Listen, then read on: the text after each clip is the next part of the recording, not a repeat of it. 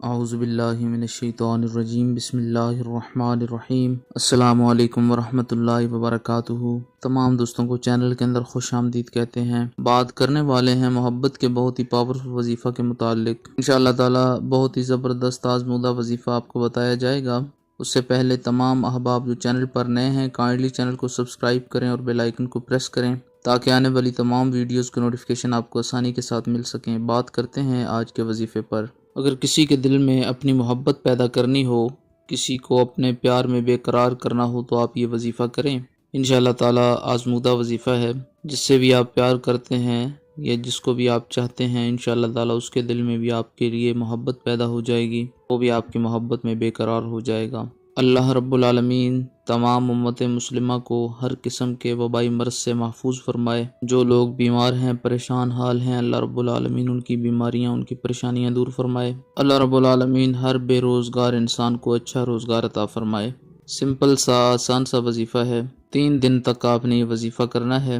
دن میں کسی ٹائم بھی کر سکتے ہیں۔ اول آخر 3 بار درود پاک پڑھیں، بسم اللہ الرحمن الرحیم پڑھ کر شروع کریں۔ 3 بار سورہ الفاتحہ پڑھیں، 1 بار سورۃ طٰہٰ پڑھیں۔ پارہ نمبر 16 کے اندر سورۃ طٰہٰ ہے۔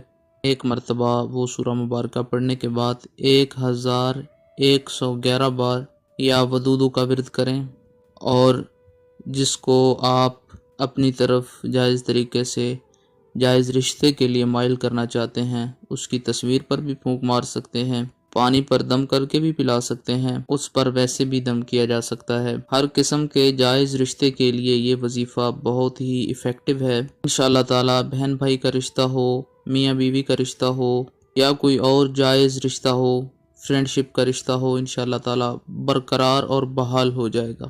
مکمل طور پر انشاءاللہ آپ کو سمجھ آ گئی ہوگی۔